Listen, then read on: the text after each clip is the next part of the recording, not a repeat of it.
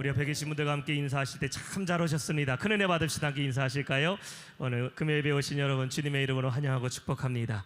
우리 이 시간 강사님 제가 소개하고서 우리 이일규 참사님 오늘 우리 방문하셔서 귀한 말씀 전해주신데 자꾸 우리 박수로서 함께 맞이해 주시면 감사할 것 같습니다. 감사합니다.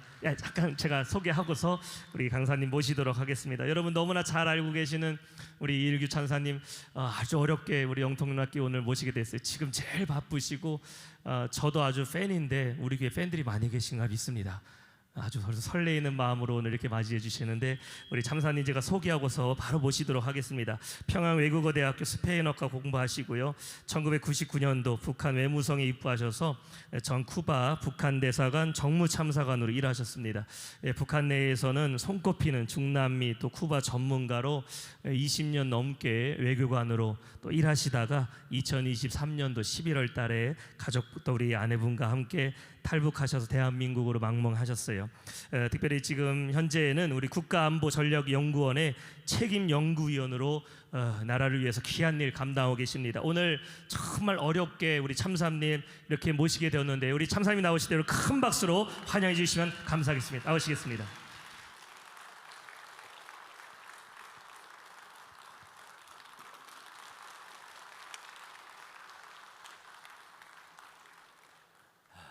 안녕하십니까.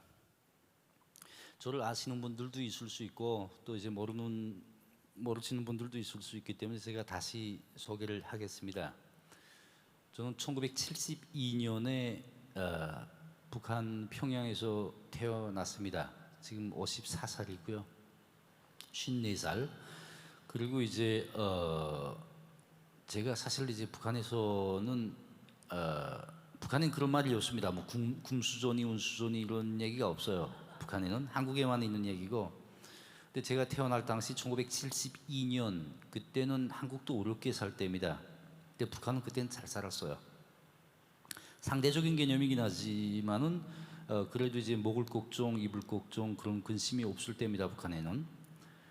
제가 태어날 당시 그래도 또 아버지는 중앙기관 중앙부처에서 이제 일정한 간부를 하셨고 어머니는 이제 그 중학교 교사를 하셨습니다. 그러다 보니까 이제 집에 수익이 좀 넉넉했고 그래서 잘 먹고 잘 살았던 기억이 많이 남아 있어요. 1970년대. 그러다가 이제 1982년에 이제 1984년에 아버지가 이제 알제리 주재 북한 대사관 이제 직원으로 파견이 되시면서 제가 알제리에 이제 같이 갔습니다. 1984년에. 그때도 제 기억에는 이제 뭐 크게 먹을 걱정이나 입을 걱정이 없이 살았는데 거기 이제 해외 나간다 이건 북한에서도 굉장히 희귀한 그때 그 신비한 거였고 아마 대한민국도 비슷했던 것 같습니다. 1980년대 해외 막 다니고 하면 사람들이 좀 신기해하고 부러워하던 때 같아요. 제 소학교 동창들, 중학교 동기들이 정말 부러움 그런 걸 온몸에 안고 이제 알제리에 가서 프랑스 조계지에 들어가서 공부를 했습니다. 사실 알제리에 가서 일반 학교 다니면 공짜로 이제 무료 교육을 받을 수 있지만은 아버지가 그래도 이제 그때 당시엔 북한에서 프랑스어가 굉장히 인기가 있던 언어다 보니까 자식을 좀 잘 키우겠다고 프랑스 학교에 보냈어요. 조계지에 들어가서 공부했는데 월 제 기억에는 120달러씩 냈던 것 같습니다. 120달러. 그때 우리 아버지 월급이 한 250달러 정도였는데 그 월 120달러 거의 절반 되는 돈을 내고 이제 프랑스 조계지에 들어가서 프랑스어를 한 3년 반 동안 배웠습니다. 그렇게 하고 이제 돌아와서 평양 외국어 학원이라는 데가 있어요. 그러니까 북한에서는 정말 간부집 자식들, 정말 잘 사는 집 자식들이 다니는 그런 학원입니다. 고등학교, 한국의 고등학교 교육인데 그 평양 외국어 학원에서 제가 한 2년간 불어과를 다니다가 다시 아버지가 그 중남미 지역에 이제 북한 스파이들 공작원이라고 합니다. 북한에서는 그 스파이들한테 전문적으로 자금을 대주는 그런 업종에서 근무를 하셨어요. 그래서 쿠바의 그 기지가 사무소가 쿠바에 있었는데 그러다 보니까 또 제가 아버지를 따라서 쿠바에 가게 됐습니다. 한 2년 동안 북한에서 살다가 1989년 7월 달에 1988년도에 한국에서 그런 거 있었잖아요. 88 올림픽. 그때 88 올림픽을 계기로 대한민국이 더 이상 빈곤 국가가 아니고 잘 먹고 잘 살고 선진 국가에 반열에 확실하게 들어갈 수 있는 수준을 갖춘 나라라는 인식이 온 세상에 국제사회에 이제 일파만파로 퍼졌습니다. 김일성, 김정일 그걸 굉장히 두려워해가지고 그걸 맞대응해서 뭘 했냐? 1989년에 13차 세계 청년 학생 축전이라는 걸 했습니다. 13차 세계 청년 학생 축전을 하면서 정말 뭐 고릴곤소라고 뭐 남포항문건소라고 그리고 이제 축전에 참가하는 사회주국가 청년들 그 비행기표, 체류비 일체 모든 비용을 다 이제 북한이 대다 보니까 굉장히 국고가 다 탕진이 됐어요. 제가 13차 축전에 그때 갔었는데 동원돼 있었는데 외국인들 그 통역으로 그때 한국 사람을 처음 봤습니다. 임수경 다 아시죠? 전대엽 대표를 이제 북한에 왔던 한국 사람을 그때 처음 봤고 굉장히 많은 인식을 남겼어요. 저는 뭐 전대엽이 가지고 있는 정치 이념 그런 걸 얘기하는 게 아니라 그때 전대엽을 해서 북한에 와가지고 정말 사람들이 한국 사람들은 다 못 살고 못 먹고 이 깡통 차고 애들이 미군 기지에 들어가서 군합 닦아주고 그 번 돈으로 집에 가서 앓는 엄마 한 끼 먹여 살리는 걸로 세뇌 교육을 그렇게 받았습니다. 아이 때부터. 그런데 이제 1989년에 북한에 온 임수경이라고 하는 대학생, 그 대학생은 얼마나 당당하고 얼마나 또 말을 잘하는지 그 임수경을 동행했던 분이 김창영이라고 그때 당시 북한 학생위원회 위원장이라는 분이 동행을 했는데 임수경은 또 즉흥적인 연설을 그렇게 잘하더라고요. 그렇게 잘하는 반면에 이 북한 측 대표인 김창영은 말도 이제 다 써서 준 걸 읽는데 제대로 읽지 못해서 북한 사람들이 그때 TV를 보면서 와 진짜 한국 사람들 저렇게 요자인데 저렇게 당당하고 저렇게 말 잘한다고 저 바보 같은 놈은 옆에 서서 읽어 써준 것도 제대로 못 읽는다. 그때 그 후에 그 김창룡이라는 학생위원장 그분이 알제리 대사도 하셨고 북한 외무성에서 적지 않은 위치에 있었습니다. 제가 인간적으로 개인적으로 아는 분인데 엄청 그 지식이 많은 분이고 말도 엄청 잘하시는 분입니다. 근데 그 말 한마디 잘못했다가 이제 본인이 그 체제에 의해서 불이익을 당할까봐 굉장히 긴장했던 거죠. 그때 임수경 씨가 북한에 왔다 간 다음에 북한 사람들이 한국에 대한 인식이 많이 달라졌어요. 북한 사람들은 통일하겠다고 하는 통일이란 두 글자만 얘기하면 그때 당시는 눈물을 흘렸습니다. 아 진짜 우리는 통일하겠다고 하는데 저 남조선 괴뢰 놈들이 저 당국이 통일 안 하겠다고 해서 남북 통일이 안 되는 걸로 확실하게 인식하고 있었거든요 그때. 그런 시대를 체험하면서 제가 이제 다시 쿠바에 가서 아바나 종합대학 5년 동안 유학을 했습니다. 아바나 종합대학을 유학을 하고 그때까지는 정말 남들이 힘들다 어렵다. 북한이 1990년대 초부터 어렵게 살기 시작했거든요. 소련에서 1990년에 이제 그 12월 25일 날 크렘린궁에서 소련 깃발이 내려지고 사회주의가 다 붕괴가 되고 하면서 북한이 이제 고난행군이 실제 시작이 됐어요. 못 먹고 못 살기 시작했습니다. 그때 80년대 말부터 북한에서 이제 경제가 기울어지는 게 체감으로 느껴지었는데 1990년대 초부터는 정말 어렵기 시작했습니다. 그때 저는 해외 나가서 그때도 잘 먹고 잘 살았어요, 사실은.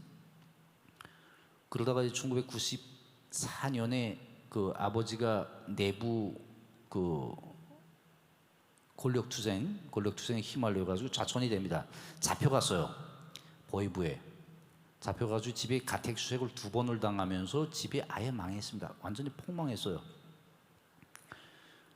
또 때마침 그때는 시대적으로 보면 1994년 7월 8일 날 김일성이 죽고 사망을 하고 김일성 사망 이후에 1995년 1월 1일부터 북한의 고난의 행군이라고 하는 경제 위기에 돌입하기 시작을 합니다.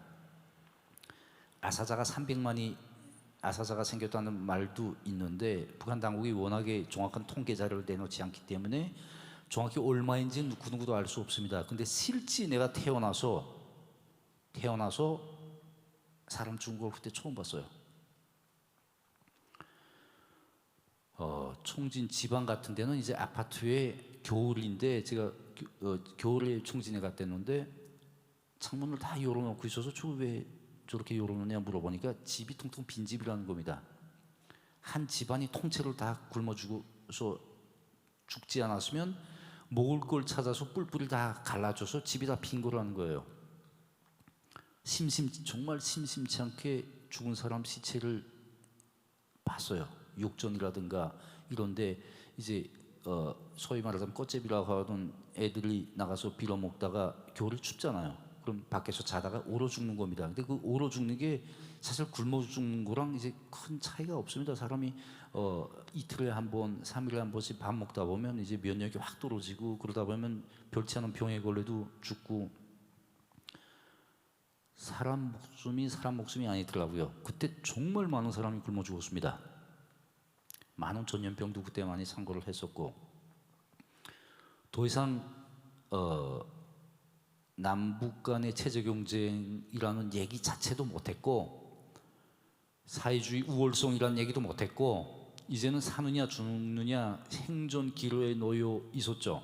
그때 제가 대학을 다녔습니다. 대학을 다녔는데 아까 말씀드렸지만 태어나서부터 쭉 살면서 한 번 어려움도 없어봤고 북한 사람들이 달러라는 걸 구경도 못할 때 주머니에 달러를 가지고 살았고 그랬던 제가 1994년에 아버지가 이제 이렇게 몰락을 하면서 집안이 아예 망했죠. 그때 제가 평양외국어 대학에 또 입학을 했습니다.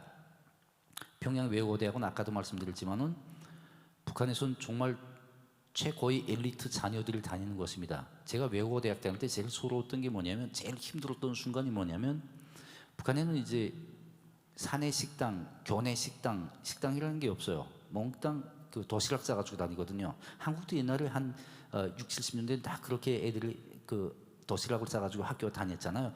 지금 북한이 옛날 한국이 60년대라고 보시면 됩니다. 그러니까 대학 다닐 때도 제일 힘들었던 때가 도시락 펼칠 때가 제일 힘들었어요. 고난의 행군이라고 해서 한쪽으로 좀 굶어 죽지만은 많은 우리 학급의 대다수 애들은 다 쌀밥을 사가지고 다녔고 그 이제 반찬도 심심치 않게 고기나 이런 고급 반찬들을 다 사가지고 다녔거든요. 근데 저는 도시락을 열면 옥수수 아시죠? 옥수수밥 지금 고급이에요. 그 한국에서 옥수수밥은 약간 이제 그 건강식으로 먹지 않습니까? 근데 북한에서 옥수수밥이라는 거는 너무 깔깔해서 목구멍이 넘어가지 않아요. 그런 도시락 뚜껑을 열면 밥이 노란 겁니다. 하얘야 되는데. 근데 그때가 제일 자존심도 많이 상했고 진짜 도시락 꺼내는 순간이 제일 전 싫었어요. 심지어 저는 또 외국에서 공부한 유학생인데도 이제 우리 학교에서 유일하게 옥수수밥 사가지고 다녔던 건 저였습니다. 그때 다행히 제가 지금 아내를 대학에서 만났죠. 같은 학급 심지어 같은 학급 같은 책상에서 공부를 했어요. 나하고 옆자리에서 우리 아내가 공부를 했고 아내는 그때는 괜찮게 살았습니다. 아까 말씀드렸지만 평양외고대 엘리트 자녀들 다니다 보니까 아내네 집도 뭐 입에 풀칠할 정도가 됐죠. 아내의 도움도 많이 받았고 아내 덕분에 제가 아마 그 고난의 행군이라는 어려운 기간을 이겨냈던 것 같아요. 그래도 또 이제 열심히 집안의 유일한 아들인 나밖에 이 무너진 집안을 다시 세울 수 있는 사람이 없다라는 그때 각오를 그때 가졌습니다. 그때 정말 힘들게 살면서 힘든 사람들의 입장에도 많이 서지 않을 수 없었던 때가 그때였던 것 같습니다. 그렇게 하고 이제 대학을 졸업해서 제가 사실은 외교관이 되는 게 꿈이 아니었어요. 꿈이 아니고 이쪽에 외화벌이 회사에 가서 외화를 좀 벌어야 집안을 먹여 살린다. 그때 당시 고난의 행군은 시기에는 북한 사람들이 제일 1순위가 외화벌이라는 회사에 가는 게 1순위였습니다. 저도 그렇게 생각하고 가려고 했는데 아버지가 이제 좌촌 대신 아버지가 저한테 그런 얘기를 하는 겁니다. 자기는 일생 돈을 버는 직종에서다. 아까 말씀드렸지만 이제 중남미 지역에서 돈을 벌어서 회사 대표를 하셨거든요. 돈을 벌어서 공작원들한테 이제 그 자금도 대주고 하셨는데 자기가 해보니까 이 나라에서 그러니까 북한에서 외화를 버는 사람은 한쪽 발은 감옥소에다가 담그고 해야 된다. 그러니까 너만큼은 제발 그런 걸 하지 마라. 그냥 건전하고 깨끗하게 외교관 했으면 좋겠다. 아버지가 저한테 공고를 하셨습니다. 저 굉장히 그 말씀이 싫었어요. 일은 내가 알아서 할게요. 지금까지 날 이만큼 키워줬으니까 이제부터 내가 앞길을 충분히 개척할 수 있으니까 내가 알아서 할게요 하면서 1년 동안을 제가 정말 그 회사 제일 뭐 좋은 회사 갈 수도 없어요. 힘도 없고 돈도 없고 백도 없으니까 아무튼 정말 별 볼 일 없는 회사에 가서 1년 동안 다녔는데 아버지가 정말 안쓰러웠던 모양입니다. 그때 당시 외교부 일부 부장이 강석주라는 분이 있었어요. 왜냐하면 손 탑이었죠. 김정일이랑 엄청난 친분을 가지고 있었던 분이었는데 그분이 우리 아버지랑 그 베이징 대학교에서 유학 동창이시거든요. 인맥이 있어가지고 아버지가 그분한테 부탁을 해가지고 아들 좀 책임져줘. 전 외교부 갈 생각 꿈에도 없었는데 갑자기 외교부 인사처에서 전화가 온 겁니다. 외무성에 와라. 그래서 이제 외무성에 가게 됐습니다. 낙하산으로 꽂혔어요, 사실은.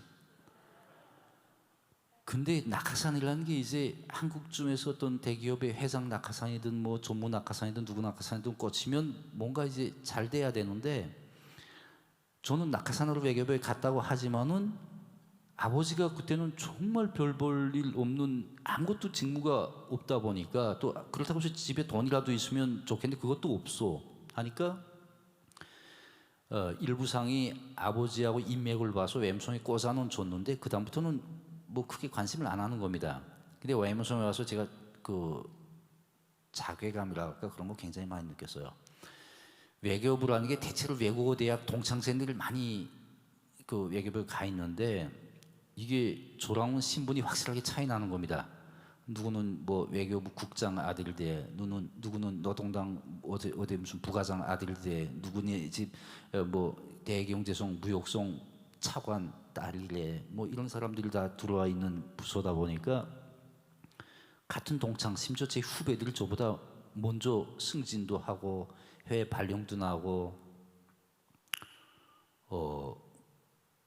그게 제일 저는 괴로웠던 것 같아요.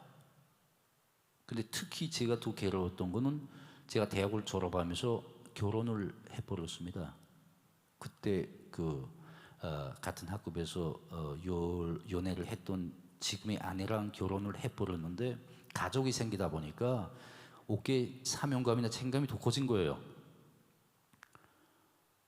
진짜 그때 힘들었습니다. 대학 다닐 때랑 또 다르더라고요. 사회에 나와서 한 개 가족을 책임진다는 사람 입장에서 봤을 때는 힘들게 올라왔는데 그 올라오게 된 기본 그 동력이라든가 배경이라든가 이걸 보면 전 진짜 믿을 사람이 없었습니다. 오직 좋은 친구를 많이 만났어요. 그래가지고 제가 남보다 제가 외무성 부국장을 44살을 됐어요. 44살을 내가 외무성 부국장 겸 당세포비서가 되고 보니까 제 동창 중에 과장하는 사람도 없었습니다. 그때 당시는. 시작은 정말 그렇게 했는데 한 중간쯤에 와 보니까 제가 훨씬 앞서 나가 있더라고요. 오직 머릿속에는 잡생각을 할 시간이 없었던 것 같아요. 오직 그 어떤 일이 있어도 내가 아버지 높이만큼 올라간다. 그렇게 해서 제가 이제 외무성 부국장, 중남미 지역 담당 국장까지 하다가 쿠바 조의 북한 대사관 소기관 참사 해외 발령이 났어요. 북한은 해외 나가는 걸 굉장히 외무성에서는 1순위를 생각합니다. 3가지 이유예요. 하나는 뭐냐면 해외 나가면 자유롭습니다. 인터넷도 할 수 있고 그리고 이제 당국의 감시 통제도 좀 덜 받고 두 번째 뭐냐면 해외 나가면 돈을 받아요. 돈을 벌 수 있지 않습니까? 북한에서 내 월급이 외무상이 외교 장관이 월급이 5천 원이었습니다. 그때 당시 5천 원인데 한 달러가 북한 돈으로 8천 원이었어요. 그 외교 장관 월급은 5천 원입니다. 한 달러는 8천 원이고, 그러니까 이제 외교 장관이 0.67달러를 월급이 그렇게 됐어요. 그러니까 제가 부국장에서는 제일 높은 월급을 받았는데 3천 원을 받았습니다. 2,600원에서 3천 원 사이가 월급인데 한 달러 8천 원일 때 3천 원이면 0.5달러도 안 돼요. 대신 옛날에는 그런 가격으로 책정을 했지만은 국가가 쌀, 식료품, 옷 이걸 다 국가가 공급하지 않습니까? 국정 가격이라고 하는 국가가 정한 가격으로는 한 달에 3천 원이면 충분히 먹고 살거든요. 근데 고난행군하면서 국가가 공급 제도가 무너지지 않았습니까? 그러니까 장마당이 생기고 장마당에 가서 3천 원 가지고 쌀 한 킬로 정도밖에 못 사는 그런 돈이거든요. 그러니까 사람들이 뭘 하냐? 해외 나가서 외화를 벌어서 그 외화를 가지고 북한 돈으로 바꿔서 먹고 살아야 된다. 이게 그 온 사회를 지배하는 관념이었습니다. 해외 나가서도 역시 뭐 그렇다고 그렇게 넉넉하지가 못해요. 제가 첫 소기관으로 제외 나갔을 때 월급이 450불이었습니다. 한국 돈으로 450불이면 60만 원이 채 안 돼요. 저 강연 다닐 때마다, 저 강연 많이 다니는데 강연 다닐 때마다 그런 질문을 합니다. 여러분 중에 내가 40만 원, 50만 원 주겠으니까 한 달 날 위해서 일해줄 사람이 있냐? 여기 그럴 분이 있을까요? 심지어 전 외교관입니다. 외교관이 한 달 월급이 60만 원 정도밖에 안 됐고, 저희 집이 쿠바에서 정말 아끼고 졸라가면서 월 평균 소비했던 돈이 한 1,000불 정도였습니다. 정말 아끼고. 왜냐면 자녀 공부도 시켜야 되지, 식비 뭐 기타 등등 또 옷도 좀 사 입어야죠 하면 한 1,000불 정도가 평균 소비였어요. 그럼 나머지는 어디서 충족하냐? 이게 굉장히 큰 문제였습니다. 그러니까 외교관들이 뭘 하냐? 그러니까 불법 장사를 하는 겁니다. 이제 외교 및 용사관계에 관한 비엔나 협약에 따라서 외교관이 특권이 있어요. 그러니까 뭐 불체포 특권이 있고, 그리고 이제 국경을 넘나들면서 수색을 안 당합니다. 그리고 해외에서 물건을 싸들여오는데 세금 면세 적용이 됩니다. 그러니까 이 공간을 이용해서 외교관들이 이제 장사를 한 거예요. 근데 이게 장사를, 외교관 신분 가지고 장사하는 게 얼마나 또 창피한지 모릅니다. 비행장을 공항을 드나들면서 물건을 가지고 다녀야 되는데 그 물건이 엄청 부피가 커요. 그럼 관광객들이 이제 공항 수속하면서 이렇게 봅니다. 저 사람들은 뭔데 저렇게 저런 거 가지고 다녀? 본인들은 이제 우리 공항 비행기 타기 전에 안전검사라는 거 하지 않습니까? 안전검사 할 때는 물건 다 꺼내놓고 다 검사 받아야 되잖아요. 외교관들은 검사를 안 받습니다. 그러니까 검사를 안 받다 보니까 거기에 이제 이런 카트에다가 짐을 막 이렇게 산더미 같이 싸가지고 끌고 나가는 거죠. 그 검사를 못 해요. 외교관들에 한해서는. 그러니까 그 공간이 결국은 돈벌이 하는 공간입니다. 근데 그것까지 안 하면 먹고 살기가 어려워요.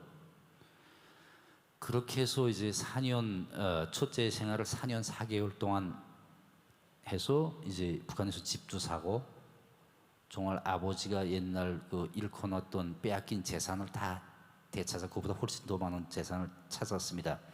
남들을 비해 볼 때 제가 자꾸 잘 먹고 잘 살았던 얘기만 하는 것 같아가지고 좀 미안한 점이 있는데, 아무튼 넉넉한 살림 그걸 다시 다 회복을 했죠. 그러면서 제가 이제 부국장으로 임명이 되고 중남미 지역 담당 국장으로 하면서 2018년 11월 달에 김정은을 여러 번 만나는 기회도 있었고, 근데 이게 조금 여기서 조심해야 될 부분이 뭐냐면, 외무성 부국장 국장이 김정은을 만날 정도 급수가 아니에요. 근데 제가 어떻게 해서 만났냐? 행사를 하면서 그 행사 현장 지휘를 하다 보니까 제가 만났죠. 여러 번 김정은도 만나는 기회가 있었고, 또 이제 에피소드가 참 많습니다. 제가 책이 8월 말쯤에 제가 책이 나와요. 그때 한번 보시면 제가 오늘 다 말씀 못 드리는 그 과정이 책에 다 상세하게 나와 있습니다. 그렇게 해서 이제 제가 두 번째 재생활을 했는데 원래 제가 어릴 때부터 해외에 나가 살다 보니까 제 머릿속에는 충성심이 약간 좀 희박했던 것 같아요. 북한에서 이제 받았던 세뇌보다는 자본주의 물이 좀 많이 들어와 있었던 것 같습니다, 머리에. 그럼에도 불구하고 또 이제 북한 외교관들, 해외에 나가 있는 해외 그 파견되는 사람들 누구나 공통적으로 하는 생각이 있어요. 한 번쯤 좀 자유롭게 살아보자. 이 사람들 내부에서는 24시간 통제받고 감시받고 그 얘기를 제가 다른 끝이 없어요. 아무리 제가 말해도 과장이라고밖에 안 들릴 겁니다. 저 사람 부풀려서 말한다. 왜냐하면 상상이 안 되는 얘기를 하기 때문에. 그러니까 지금 누가 됐든 심지어 엘리트라고 하는 사람들도 해외에 한번 나가면 좀 자유롭게 살아보자라는 생각이 들 때가 있어요. 그런데 그렇게 생각한다고 해서 다 탈북하는 건 아닙니다. 왜냐하면 여러 가지 조건이 있어요. 내가 평양에 부모가 있다든가 내 자식이 있다든가 이렇게 되면 나 때문에 이 사람들이 입는 불이익이 엄청 큽니다. 연자제. 그러다 보니까 이걸 떠나질 못해요. 날 낳아준 부모가 나 때문에 죽을 만큼 힘든 고생을 한다라고 하는 걸 생각할 때 선뜻 갈 결심을 못합니다. 근데 살다 보니까 한국에도 그런 속담이 있는지 모르겠어요. 이제 물은 내리 흐르고 얼리 흐르는 법은 없다. 뭐 토는 내리 쓸지 얼리 쓰는 법은 없다. 그러니까 역시 부모 사랑도 내리 사랑은 있지만은 자식이 부모 얼리 사랑하는 법은 없다. 이런 말이 북한엔 있습니다. 농후하게 있어요. 내가 질질 겪어보니까 내가 결혼하기 전까지는 아버지 엄마 없으면 못 살 것 같더니 내 결혼해서 자식이 생기니까 부모보다 자식 생각을 더 하더라고요. 근데 이제 같은 맥락에서 말씀드리는 건데 만약에 내가 북한에 자식을 두고 왔다. 절대 못 옵니다. 정말 특이한 불가피한 사정 있지 않고서는. 그러니까 이 사람들이 탈북을 결심하기가 어려워지는 겁니다. 다행이란 말씀은 아닙니다, 절대. 저도 해외 나갈 때마다 튈까 하는 생각을 한 번쯤 계속 해봤어요. 근데 발목을 잡는 건 역시 부모였습니다. 왜냐하면 저는 해외 나갈 때마다 자식을 계속 데리고 다녔거든요. 또 제가 또 독자다 보니까 무슨 이렇게 막 애틋하게 저 때문에 불이익을 받을 형제도 없고 오직 제 머릿속에 제 발목을 잡았던 거는 양부모, 저희 아버지 엄마 그리고 장인 장모. 두 번째 해외 생활 할 때는 이미 저희 아버지 어머니는 다 돌아가셨어요. 돌아가시고 저한테 남았던 게 장인 장모만 남으셨는데 2022년에 북한이 코로나 위기가 있으면서 장인 장모가 다 돌아갔습니다. 본격적으로 제가 튀어야 되겠다. 그러니까 그게 또 잘못 생각하면 얘가 아버지 엄마 다행히 이런 생각이 아니라 슬픈 마음과 동시에 이젠 내가 자유로워질 수 있겠구나라는 생각을 하기 시작했어요. 여러 가지 저를 탈북으로 또 밀었던 동기들은 많습니다. 그걸 제가 시간이 없기 때문에 다 여기서 재미도 없고요. 또 그래서 2023년 7월 달에 제가 집에서 한번 우리 애랑 굉장히 심하게 싸웠어요. 제가 아직도 집에서는 소열상 제가 꼴등이거든요. 좀 싸움에 약합니다. 약간 이제 태생 자체가 비둘기파다 보니까 싸움에 약하고 웬만하면 이제 싸우려고 잘 안 하는데 2023년 7월 달에 굉장히 집에서 제가 애랑 싸웠어요. 그러니까 싸운 이유가 뭐냐? 2023년까지 북한이 국경을 딱 봉쇄하고 있었어요. 코로나 때문에. 그러다가 23년부터 오미크론이 출현하면서 국경을 느슨하게 열기 시작했고 해외에 나가 있는 사람들을 소환하기 시작했습니다. 그러니까 북한 사람들은 해외에 나가서 코로나 때문에 불법 장사도 못하고 돈도 못 벌지만 나름 좋았어요. 돌아가지 않는다는 것 하나 때문에. 그 정도로 북한 사람 해외 파견자들이 본국에 조국이라고 부르는 북한에 돌아가기 싫어한단 말이에요. 자녀들은 또 어떻겠습니까? 국경이 열렸다는 얘기가 나오기 시작하니까 해외에 나가 있는 대사관 자녀들이 일주일에 한 번씩 모여서 그 토요일 날 생활총회하고 모여서 밥 먹는데 애들이 얼굴에 그늘이 지기 시작했습니다. 다 똑같은 심리죠. 우리가 지금까지는 아버지 엄마 덕분에 잘 먹고 잘 살았는데 이제 북한에 우리가 조국에 돌아가면 조국이라는 게 북한이죠. 돌아가면 뭐가 되겠냐? 우리는 이제 뭘 해야 되지? 이런 군심이 애들 머릿속에 지배하기 시작했고 2023년 온 한 해 동안 탈북자가 북한에서 해외 파견 그 엘리트 탈북자가 제일 많았던 게 2023년입니다.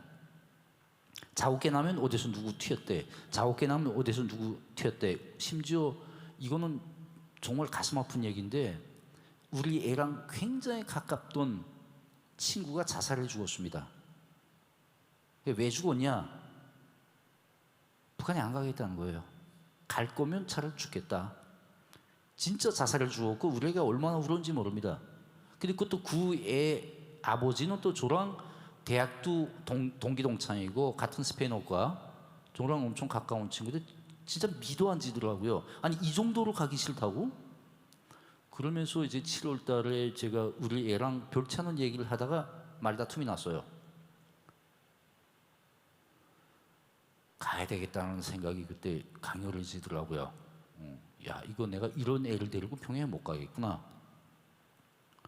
그래서 이제 와이프랑 이제 쭉 산책 나가면서 한번 갈까 했다가 와이프가 깜짝 놀라가지고 무슨 미친 생각 아니야? 네가 북한에 있을 때 그렇게 힘들게 발전하느라고 막 이를 악물고 해왔는데 이젠 다 토종 다 잡히고 잘 살 일만 남았는데 너 거기 간다고 잘 먹고 잘 살 것 같아? 그러다가 집사람이 촌식이 있어요. 촌식이 심장이 좀 안 좋지 않습니까? 심장 발작 와서 병원에 실려가고 막 그랬어요. 혼자 탈북을 기획을 했죠. 기획을 해가지고 아무튼 탈북이 했습니다. 진짜 힘들게 와이프 설득해가지고 뭐 별말 뭐 설득하는 마당에 무슨 말들 못합니까? 뭐 내가 이제 앞으로 뭐 내가 뭐 별거 다 가지고 왔는데 너 내가 뭐 진짜 일생을 뭐 손끝에 물 안 묻히게 살게 해주고 별말 다 해서 데리고 탈북을 했어요.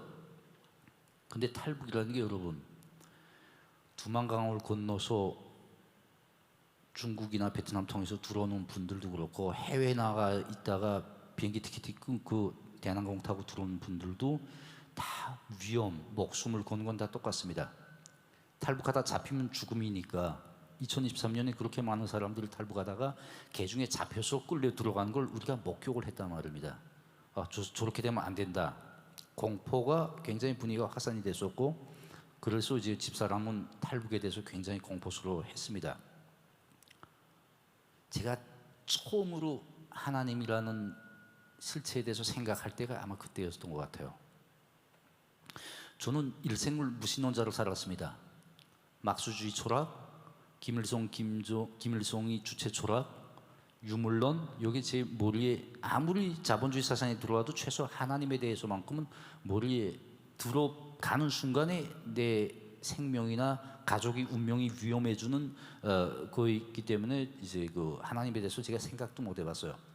탈북을 하면서 공항에서 비행기 대기 1시간 동안 이 뒷덜미 와서 누가 잡아가는 것 같더라고요. 그런 불안함 속에 처음에는 시작은 아버지 엄마 하늘에 계시는 아버지 엄마인데 이제 살려달라고 좀 보호해달라고 성공할 수 있게 해달라고 빌기사했던 게 어느덧 하나님으로 넘어갔습니다. 하나님 진짜 정말 잘 살겠고 하나님의 뜻이 뭔지도 모를 때예요. 착하게 살겠고 선하게 살겠으니까 한 번만 우리 가족 보호해달라. 1시간 동안 기도했습니다. 저 기도할 줄도 몰랐어요. 그래서 탈북에 어렵게 성공했습니다. 도중에 잡혀서 끌려갈 뻔도 했어요. 그 얘기는 제가 언론에서도 많이 했고 또 이제 책에도 정말 상세하게 세부적으로 다 나와 있기 때문에 전 약하겠습니다. 그래서 이제 대한민국에 왔죠. 대한민국 온 게 저한테는 굉장한 큰 축복이었고 지금도 저한테 이제 물어보는 분들이 있습니다. 대한민국 온 거 후회해 본 적이 있냐? 있다. 2번 있다. 한 번은 정말 탈북하다가 붙잡혀가지고 가느냐 마느냐 할 때 어느 나라 주재 대한민국 대사가 와서 이거 대한민국 우리 헌법에 따라서 우리 국민이다. 우리가 보호해야 된다. 건드리지 마라 해서 저를 구원해 주셨습니다. 저와 우리 가족을. 사람이 마음이 참 간사해요. 그땐 너무 고맙고 살았다고 생각했다가 정작 대한항공에 몸을 실었는데 여러분들이나 똑같은 분들을 그때 제가 처음 봤어요. 한국 사람을. 얼굴이 새까맣고 몸이 굉장히 채소하고 입에서는 고친 말만 튀어나간 북한 사람들만 상대하다가 정말 처음으로 때깔 좋은 한국 사람들 보니까 자신감이 확 떨어졌어요. 제가 이런 사람들하고 내가 이런 사람들이 사는 동네에 뛰어들어가서 내 경쟁력을 가질 수 있을까? 이런 사람들하고 경쟁해서 내 가족을 먹여 살릴 수 있을까? 대한항공 비행기 타고 10시간을 비행하는 좋은 가정, 내가 무슨 미친 짓을 했지? 지금 와서 생각하면 내가 이게 맞나? 이런 후회를 그때 처음 했습니다. 두 번째 후회는 병원에 가서 한번 했어요. 제가 처음 와서 막 북한 사투리 요가 없이 막 나가고 병원에 가서도 막 그러다가 한번 좀 굉장히 좀 안 좋은 충격적인 얘기를 탁 듣고 내가 이딴 데서 봤자고 이 나라에 왔나 하는 생각을 두 번째 해봤어요. 처음. 지금은 어떤 생각을 하냐면 좀 더 빨리 오지 못한 게 후회될 정도로 오기를 잘했다. 제가 뭐 여기 와서 잘 먹고 잘 산다는 얘기 아닙니다. 절대. 저도 기초수급자로도 살아봤고 지금 국가안보전략연구원에서 근무한다고 하지만 우리 집에서 유일하게 수익이 있는 사람이 저예요. 그러나 그걸 다 떠나서 마음 편히 살 수 있는 세상, 그리고 무엇보다 중요한 거는 저희 자식이 또 저희 아내가 좋아하는 세상, 이런 세상을 만나는 게 너무 감격스럽고 감사하고 이걸 저는 하나님의 은혜라고 생각을 했어요.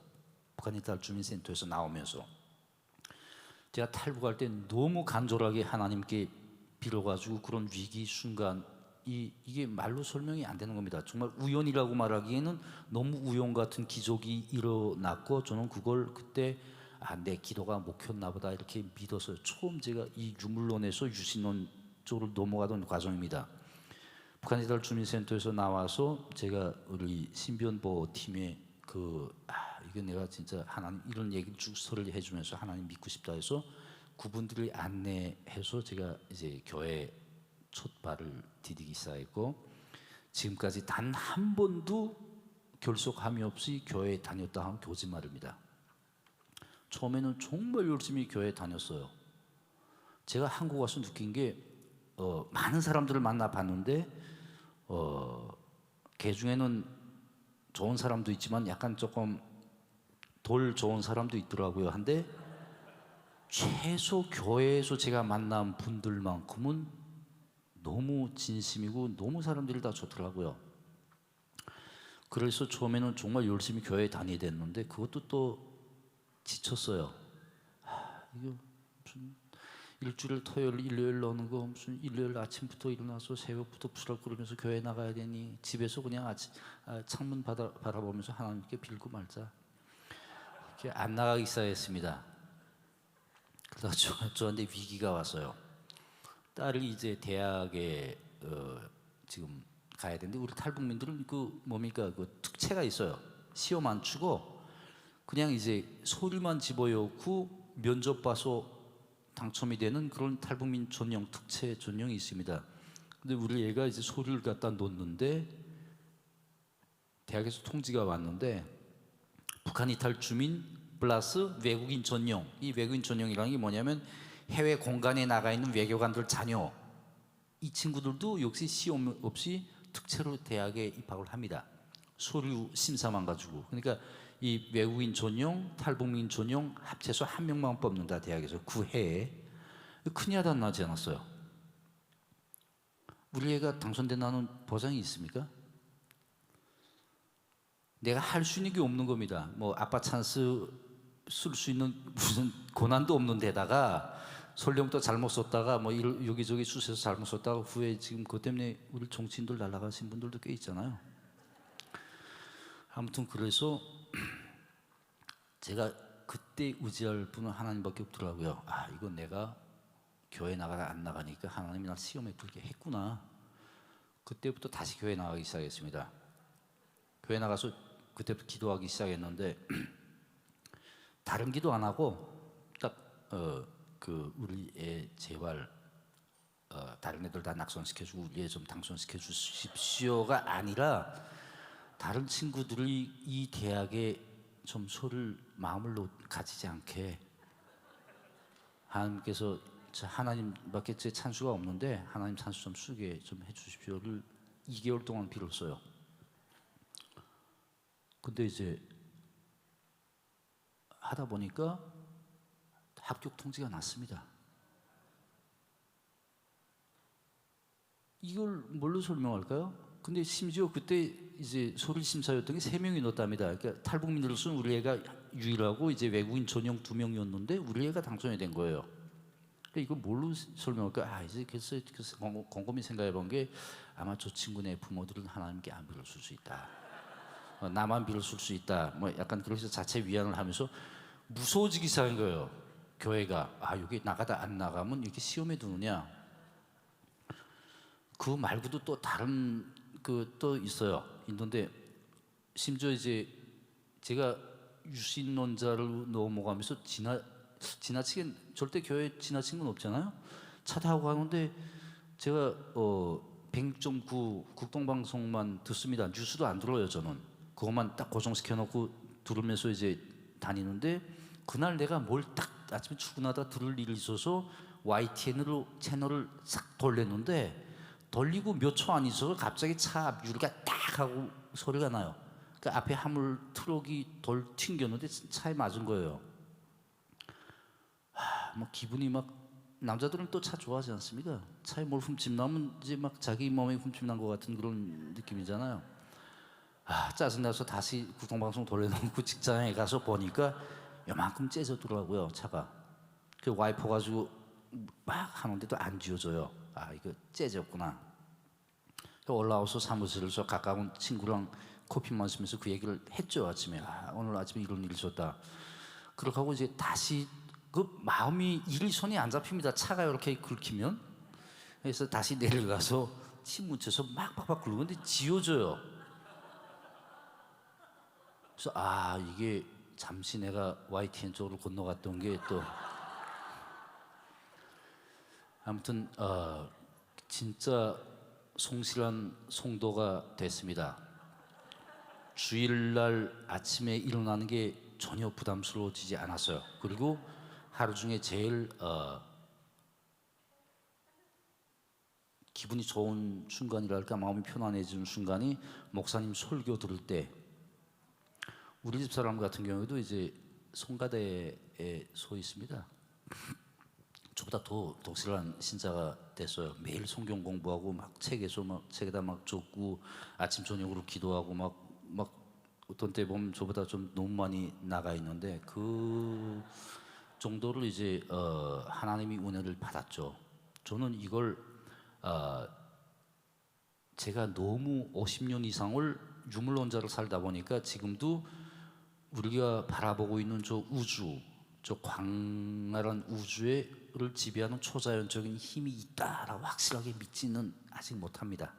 대신 여기 마음속에 제가 의지할 수 있는 하나님이 있으니까 매주 이제 가서 하나님께 빕니다.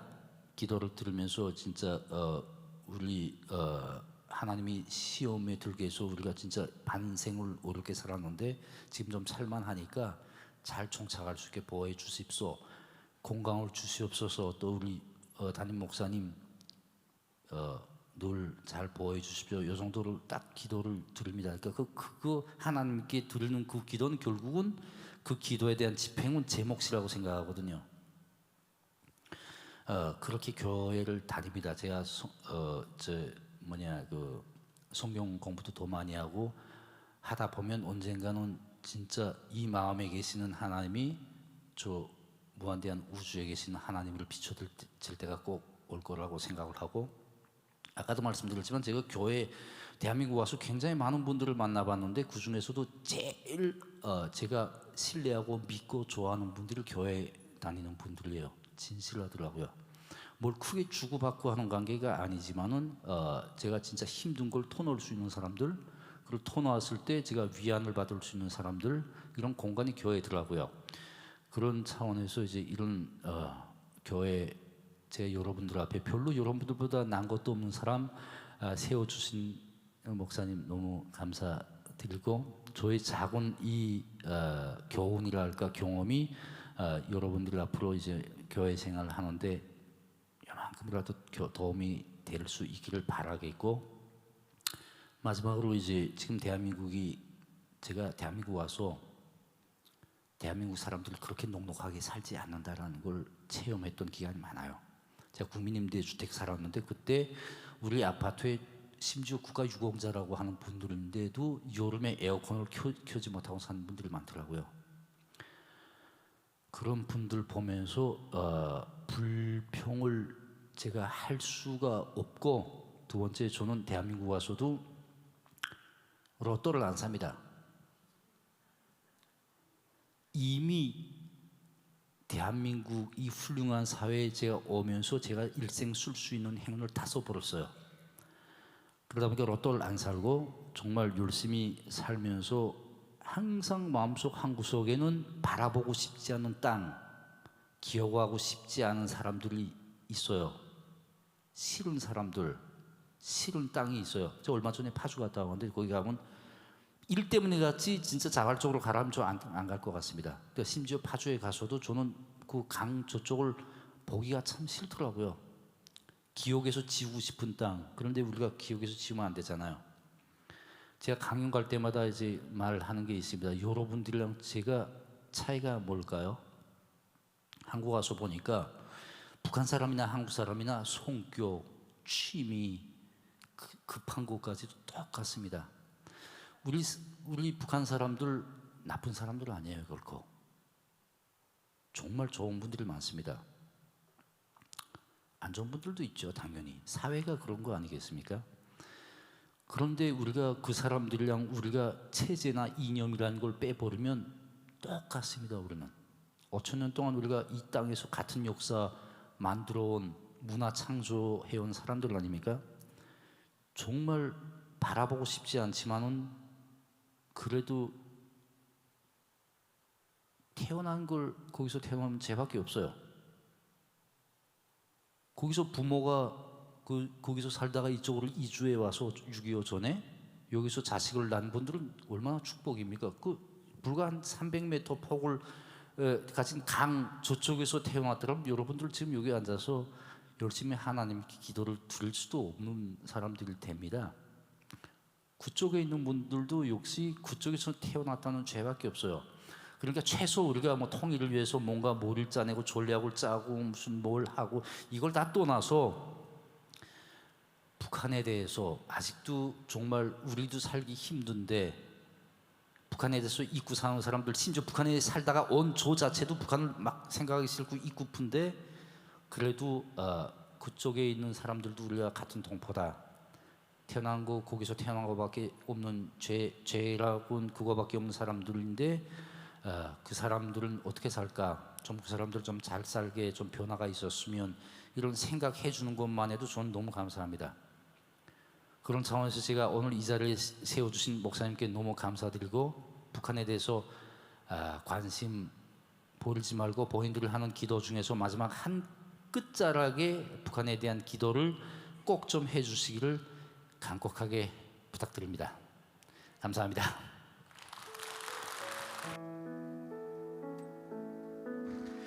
오늘 우리 귀한 감동적인 말씀 주신 우리 이일기 전사님 감사드립니다. 시간이 금방 갔어요. 오늘 참사님 말씀 들으면서 우리가 얼마나 큰 은혜를 받은 사람인지를 좀 깨닫게 되는 시간인 것 같습니다. 제가 아까 기억나는 것은 남한으로 오시기로 마음 먹었을 때에 가족분들, 특별히 따님이 북으로 다시 돌아가기 싫어서 울었다고, 또 그 친구가 스스로 목숨을 끊었다는 소식을 듣게 되었다는 말씀 제가 들으면서 우리가 오늘 받고 경험하고 이 땅에 살아가는 것이 정말 하나님의 큰 은혜인지를 깨닫게 되고, 우리 참사님 아까 얘기하시면서 이곳에 오셨을 때에 하나님을 만나게 돼서 하나님의 자녀된 것도 큰 은혜였구나라는 것을 깨닫게 됐어요. 우리 이제 함께 찬양하고 함께 기도하는 시간 가졌으면 좋겠는데, 오늘 혹시 예물 준비하신 분들 이 시간 봉헌하면서 함께 찬양하기를 원합니다. 우리 내가 누려왔던 모든 것들이 이 찬양하시고서 제가 기도 제목 드릴게요. 오늘 기도할 때는 두 가지 좀 기도 제목 잠깐 하고서 이제 여러분 마무리 함께 합심으로 여러분 개인 기도하시고 돌아가시면 됩니다. 우리 먼저 기도할 것은 우리 귀한 참사님 이제 한국에 오셔서 여러 가지 일을 많이 하고 계셔요. 근데 이일규 참사님 또 이 땅에서 우리 남한에서 귀한 또 사역 감당할 수 있도록 또 이렇게 간증 우리 교회도 큰 은혜 주셨는데 앞으로 더 많이 하나님께서 쓰실 줄 믿습니다. 그래서 우리 천사님 하나님께서 귀하게 쓰임받는 일꾼 되게 해달라고 기도해 주시고, 오늘 또 기도하실 때는 우리 참사님 아까 마지막에 말씀하셨던 것처럼 우리가 같은 동포인 우리 북한 땅을 위해서 기도해야 될 필요가 있을 것 같아요. 저도 어렸을 때는 뭐 우리의 소원은 통일 이렇게 노래를 부르면서 통일에 대한 생각도 많이 했는데, 어느 순간 이렇게 살면서 이제는 너무 좀 다른 나라 다른 사람들이라는 생각을 갖고 살았던 것 같은데, 오늘 참사님 말씀 들으면서 우리가 다른 거 아무것도 없이 우리는 이 땅에서 복받고 태어난 사람들이고, 또 그 땅에 있는 사람은 똑같은 성질 똑같은 우리 동포이지만 북에서 태어난 것 때문에 고통받고 있는 사람들이 있다는 얘기를 듣게 됐는데, 우리 하나님 그 땅에 꼭 복음으로 통일된 나라 될 수 있도록 그 영혼들, 지금도 지하 교회에서 목숨 걸고 신앙 지키는, 우리 얼마 전에 신의 악단 영화도 봤잖아요. 목숨 걸고 신앙 지키는 분들 계시는데 하나님께 지키시고 또 복음으로 통일된 나라 될 수 있도록 우리 이일규 참사님과 또 북한 땅 위해서 함께 합심으로 잠깐 기도하고서 제가 마무리 기도하고 여러분 자연스럽게 기도하시고 돌아가도록 하겠습니다. 함께 이 시간 찬양합시다. 모든 것이 은혜. 함께 찬양하시면서 예물 준비하신 분들 정성껏 봉헌합니다. 내가 누려왔던 모든 것들이, 내가 지나왔던 모든 시간이, 내가 걸어왔던 모든 순간이 당연한 것 아니라 은혜입니다. 당연한 것 아니라 은혜였어. 높은 소리 고백합시다. 아침 해가 뜨고 저녁에 봄의 꽃향기와 가을의 열매, 변하는 계절의 모든 순간이 당연한 것 아닙니다. 당연한 것 아니라 은혜. 내가 이 땅에 태어나 사는 것, 내가 이 땅에 태어나 사는 것, 어린아이 시절과 지금까지 숨을 쉬며 살며 꿈을 꾸는 삶, 당연한 것 아닙니다. 당연한 것 아니라 은혜. 내가 하나님의 자녀로 살며, 내가 하나님의 자녀로 살며 오늘 찬양하고 예배하는 삶, 복음을 전할 수 있는 축복도, 복음을 전할 수 있는 축복이 당연한 것 아니라 은혜입니다. 당연한 거다. 우리 두 손을 높이 들고 찬양합니다. 모든 것이 은혜, 모든 것이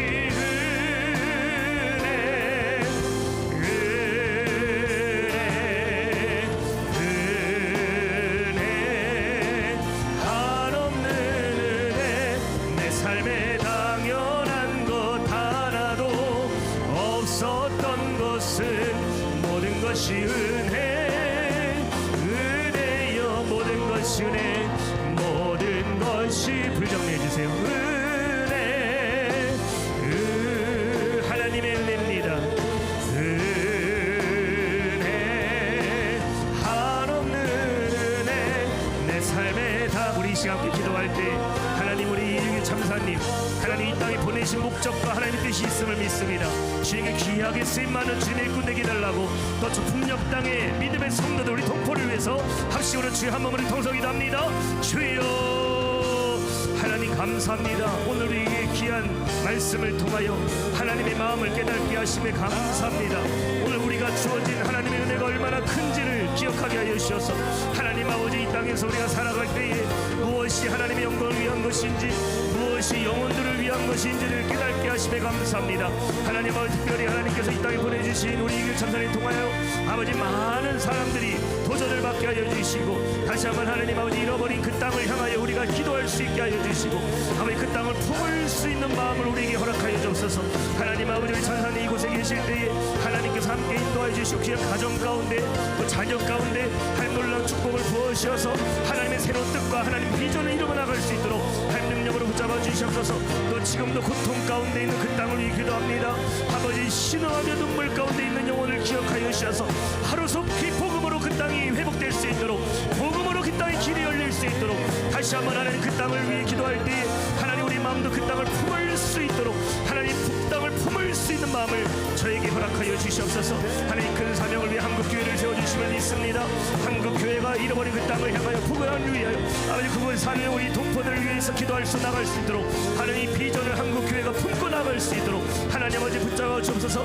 그래서 먼 훗날 하나님 아버지 그 땅의 문이 열리게 하여 주셔서 복음의 불길이 일어나게 하여 주시고 하나님 평양에 이르던 대풍 운동이 다시 한번 일어날 수 있도록 예수 십자가가 그 땅에 세워질 수 있도록 하나님 아버지 붙잡아 주시고 역사하시고 인도하여 주시옵소서.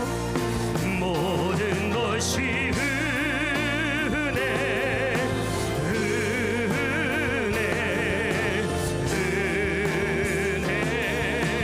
한없는 은혜 내 삶에 당연한 것 하나도 없었던 것은 모든 것이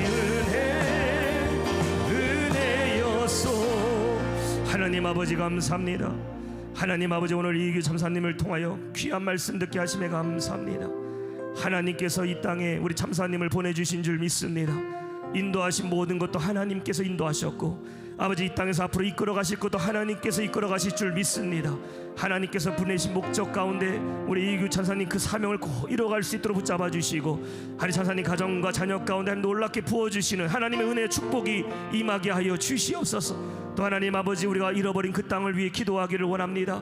하나님 이제 우리의 시선이 주님의 시선 되게 하여 주셔서 지금도 고통받고 있고 눈물로 슬픔 가운데 있는 그 땅을 주님 치유하여 주셔서 반드시 하나님 복음으로 통일이 이루어지게 하여 주시고 그 땅에 예수 십자가가 세워지는 날을 속히 볼 수 있도록 하나님 아버지 붙잡아 주시옵소서. 이 귀한 사명 저에게 주셨사오니 함께 기도하며 하나님 나라를 꿈꿔 나아가는 우리 모든 성도 될 수 있도록 주여 아버지 붙잡아 주시옵소서. 이 모든 간구를 존귀하신 예수님의 이름으로 간절히 기도하옵나이다.